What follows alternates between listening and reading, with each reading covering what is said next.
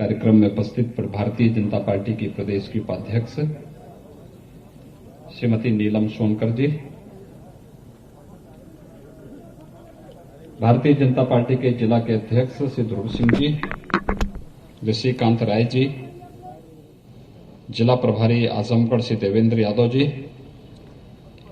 प्रदेश मंत्री श्रीमती शकुंतला चौहान जी, क्षेत्रीय महामंत्री श्री सहजानंद राय जी, अरविंद जायसवाल जी, मंजू सरोज जी, जयनाथ सिंह जी और उपस्थित आजमगढ़ जनपद से जुड़े भी सभी उपस्थित भाइयों बहनों,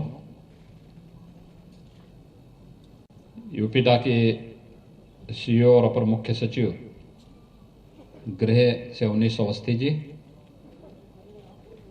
आजमगढ़ कमिश्नरी के हमारे जो कमिश्नर हैं, यहाँ के डीआईजी, यहाँ के जिलाधिकारी, यहाँ के एसएसपी और अन्य यूपीडा से जुड़े हुए सभी अधिकारीगण, पूर्वांचल एक्सप्रेसवे ये पूर्वी उत्तर प्रदेश के विकास की संभावनाओं की एक आशा की किरण है। आज से 2.5 वर्ष पहले प्रधानमंत्री मोदी जी ने इसी आजमगढ़ में इस एक्सप्रेसवे का शिलान्यास किया था। अनुमान करिए कि पिछले 2-2.5 वर्ष के दौरान पूरी तस्वीर आपको बदलती हुई दिखाई दे रही होगी। यह आपके विकास की जो अपेक्षाएं थी, उन अपेक्षाओं पर पंख लगा करके विकास के साथ आप सबको जोड़ने का एक प्रयास है प्रदेश सरकार के द्वारा। और इस दिशा से आज मैं स्वयं भी इस एक्सप्रेसवे के निरीक्षण के कार्यक्रम के साथ गाजीपुर से ही चला हूं। गाजीपुर, मऊ, आजमगढ़ होते हुए फिर हम लोग आगे बढ़ रहे हैं। हम सबको इस बारे में ध्यान रखना होगा कि विकास ही वास्तव में हम सबके जीवन में परिवर्तन लाएगी। और आजमगढ़, अनुमान करिए आज से 3 वर्ष 4 वर्ष पहले तक आजमगढ़ के नाम से लोग कांपते थे। आजमगढ़ के नाम पर लोग किराए पे मकान नहीं देते थे। यहां का युवा अगर कहीं जाता था और आजमगढ़ नाम बता देता था तो लोग उसको पिंड छुड़ाते थे। लेकिन अब आजमगढ़ विकास की एक नई आशा की किरण के साथ आगे बढ़ रहा है। और आशा की एक किरण एक्सप्रेसवे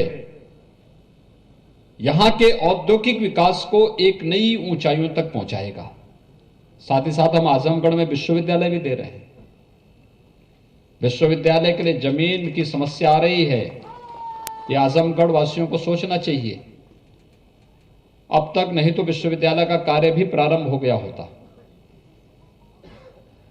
आजमगढ़, वाराणसी, जौनपुर, आजमगढ़, अंबेडकर होते हुए लुम्बिनी तक का जो एक हाईवे बन रहा है, ये भी आजमगढ़ होते हुए जा रहा है।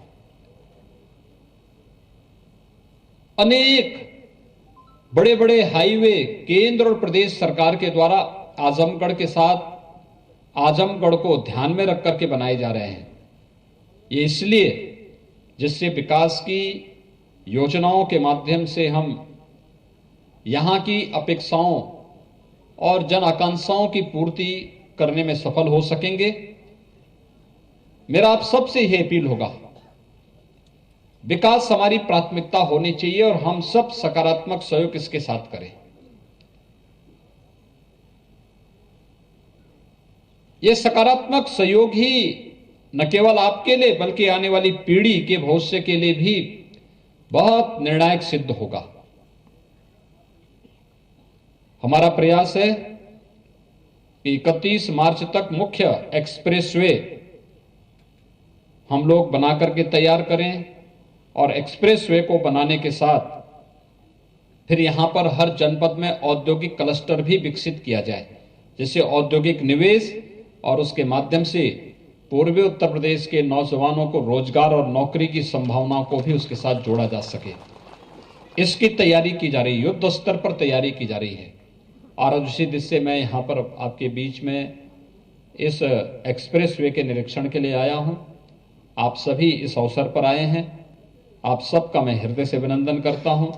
आप सबको मैं हृदय से बधाई भी देता हूँ, अपनी शुभकामनाएं भी देता हूँ और विश्वास व्यक्त करता हूँ कि जब हम लोग अप्रैल माह में प्रधानमंत्री मोदी जी के कर कमलों से फिर से इस एक्सप्रेस वे का उद्घाटन करेंगे तो दुनिया देखेगी कि 18 में जिस एक्सप्रेस वे का निर्माण प्रारंभ हुआ था, 3 साल का लक्ष्य था और वैश्विक महामारी कोविड के बावजूद 3 साल से पहले ही हम इस एक्सप्रेस वे को जनता को समर्पित कर दे रहे हैं। विकास का ये मॉडल देश और दुनिया के लिए आकर्षण का केंद्र बनेगा और पूर्वी उत्तर प्रदेश के नौजवानों के लिए रोजगार और नौकरी की व्यापक संभावना को लेकर के आगे आएगा। आज के इस अवसर पर आप सबको मैं एक बार फिर से हृदय से बधाई देता हूं, अपनी शुभकामनाएं देता हूं। धन्यवाद।